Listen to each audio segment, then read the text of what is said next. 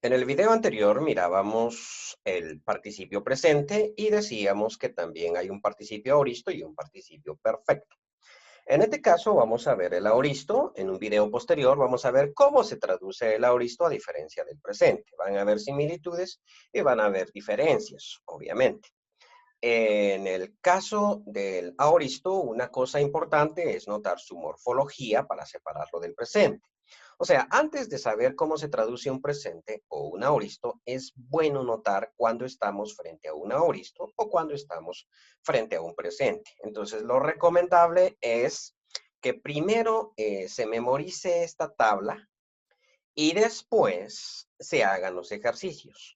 Que jamás se hagan los ejercicios viendo la tabla, porque en ese sentido el ejercicio no funciona, o sea, no tiene ninguna razón de ser y está ahí nada más por estar. Y luego vamos a tener problemas a la hora de traducir una oración, porque vamos a tener que entender que si es aoristo o es presente, se va a traducir de una ligera forma diferente.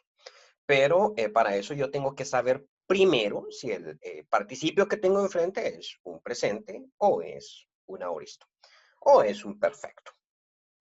En este caso, entonces, tenemos aquí la tabla de los activos. En el caso del aoristo sigmático, bueno, en este caso sería Lusa, ¿verdad? De Lugo, ¿verdad? El aoristo sigmático de Lugo, que es Lusas en el caso del nominativo. Notemos un par de cositas, no voy a leer cada una de estas palabras, cada estudiante puede en sí memorizarlas sin necesidad de que yo las repase una por una. Solo voy a anotar los aspectos que van a ser diferentes. Lo primero que vamos a decir es que en el aoristo sigmático siempre va a aparecer en el participio la característica del aoristo que es la sigma alfa. Siempre va a aparecer esa característica y eso es lo que va a hacer que sea aoristo.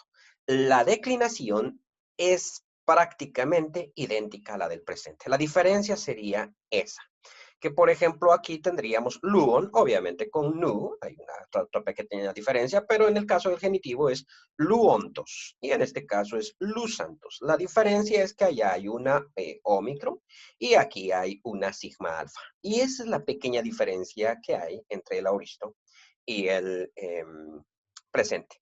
No nos fijemos, por ejemplo, en esta otra diferencia acá, que obviamente el dativo plural va a ser muy diferente al presente, pero simplemente busquemos la característica sigma alfa. Si esa característica está, entonces estamos frente a un aoristo. Y tenemos entonces la raíz del verbo lu, puede ser cualquier otro verbo, la característica sa, y ya sabemos que es un aoristo. Luego las terminaciones van a ser las mismas del presente, así es de que si las aprendimos bien allá, aquí no vamos a tener nosotros ningún problema. Un aspecto más que notar, pero esto realmente no es tan relevante, es este acento circunflejo en el neutro. Resulta que la terminación es en cierto sentido breve y el neutro siempre va a tener este circunflejo en el nominativo, vocativo y acusativo. Recordemos esa regla en todos los neutros, de cualquier declinación posible, en todos los neutros, siempre el nominativo, el acusativo y el vocativo son idénticos, tanto en el singular como en el plural. Otro aspecto importante que debemos recordar siempre, siempre, es el penúltimo que menciono, es que el aumento temporal no existe en el participio. Por ejemplo, el caso de que el aoristo lleva una épsilon al inicio, un aumento temporal o silábico, que tanto hablamos de eso cuando conjugábamos los verbos. Pero en ese momento, en uno de los videos que subí, mencioné que la característica del aoristo era la sigma alfa, no el aumento, porque ese aumento también podía implicar imperfecto y también podía implicar pluscuamperfecto, dos tiempos que no hemos visto, que veremos mucho más adelante. Pero ahora voy a decir otra cosa. El aumento solo existe en indicativo. hasta este momento nosotros solamente hemos visto modo indicativo. Hay que ver también el subjuntivo y el imperativo, que vamos a ver más adelante. Pero llegando a este modo, bueno, también el infinitivo y llegando a este modo participio, es un modo como el indicativo, los participios no tienen ese aumento, ni uno de ellos. Realmente nunca lo vamos a encontrar, a no ser que sea parte del verbo mismo. Si es parte del verbo mismo, como eurisco, por ejemplo, esa épsilon del inicio es parte del verbo mismo y entonces sí va a aparecer, ¿verdad? En ese caso sí. Euron sería ¿cómo se llama este? Eh, su aoristo. Y siendo parte del mismo verbo, sí. Después voy a mostrar un listado de verbos que van a ser importantes para esto. Y por último, quiero mencionar que cuando nosotros tenemos dudas, esto siempre me pasa a mí, cuando llego al femenino presente, lo confundo con el aoristo porque en el femenino de por sí hay una sigma cuando es presente. Entonces, a veces miro el presente y pienso que es un aoristo, pero debo recordar que la señal del aoristo en los participios no es una sigma, sino es una sigma alfa. Con ver una sigma no me implica a mí que es aoristo. Necesito ver sigma alfa. Ahora tenemos el caso, por ejemplo, de los otros aoristos. O sea, recordemos que teníamos dos tipos de aoristos. El caso de los aoristos sigmáticos, Lu es el ejemplo típico de ese tipo de aoristos, y de los aoristos segundos, que no llevan sigma. Hay otros aoristos primeros, o sea, que se parecen a Lu, que no llevan sigma, pero nos vamos a esperar unas cuantas semanas para ver esos aoristos. En este caso, que se va a llamar aoristo primero asigmático o aoristo asigmático. En el caso del aoristo segundo, que es el que ya vimos, por ejemplo, si vemos este aoristo, nos preguntamos, oye, ¿y este aoristo cuál es? Muy bien, este es el aoristo de Plepo.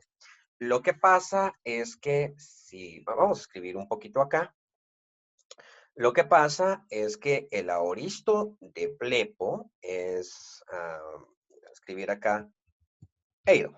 ¿No? Esta fue la palabrita que aprendimos. Eidon significa yo vi. Ahora, el caso es que como aquí estamos con un aoristo, esta epsilon que estaba acá no es parte del verbo en sí, sino este fue el aumento temporal que se le puso al verbo para implicar que era pasado. Y esto solo pasa, una vez más lo digo, solo pasa en el indicativo. Entonces, aquí no vamos a tener ese aumento y nos quedamos solo con la forma id. Muy bien, la raíz del verbo entonces, porque para determinar la raíz del verbo aoristo tengo que quitarle el final de primera persona que sería on. Me quedo solamente con id. Y a partir de allí es que formamos nosotros el participio. Id, don. Este va a ser idéntico al presente. Idéntico. No hay diferencia. La única diferencia en sí es, aquí hay un pequeño errorcito, ya lo componemos, la sigma. Es por haber puesto esa iota suscrita que se me alteró la sigma y me la cambió por la otra. Nada que sea problema como para repetir el video. Este va a ser idéntico a la declinación del presente, sin diferencia. La única diferencia es que al ver el tema verbal, yo tengo que recordar, oh, este es un aoristo, o sea, debo ver el tema verbal corto. Por ejemplo, si tuviéramos otro verbo, en este caso, balo. Balón sería presente, con doble lambda. Con una lambda sería aoristo. Esa es la diferencia. Entonces, porque el aoristo tiene el tema corto. Entonces, en este caso, por ejemplo, si yo encontrara idontos, en este caso vamos a quitar el tema verbal y voy a cometer aquí un error. Yo esperaría ver esto. Ok. Recordemos que aquí no tenemos el aumento porque estamos en participios. En participios no hay aumentos. El aumento solo está en indicativo. Lo repito una vez más. Tenemos balontos. Muy bien, este sería un aoristo genitivo de balo.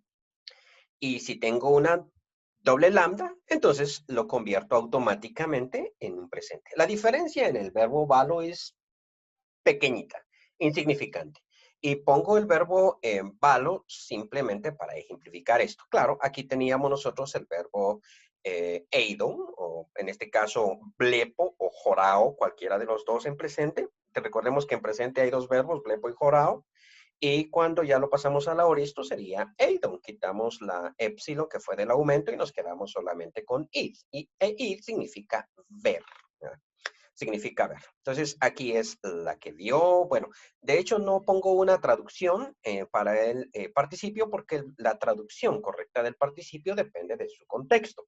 Es decir, de la otra cláusula, ya sabemos nosotros si tiene o no tiene un artículo y la posición que ocupa dentro de la oración, sea como esté declinada. Entonces, cualquier libro que traduce directamente un participio solito se equivoca, porque el participio puede tener muchas traducciones dependiendo de su contexto, como ya vimos con el presente. Ahora, en el caso del aoristo, más adelante vamos a ver cómo se traduce un aoristo. Pero por ahora, en el caso de los activos, voy a decir que el aoristo segundo es idéntico al presente, con la diferencia de que el tema verbal es un aoristo. Esa sería la única diferencia.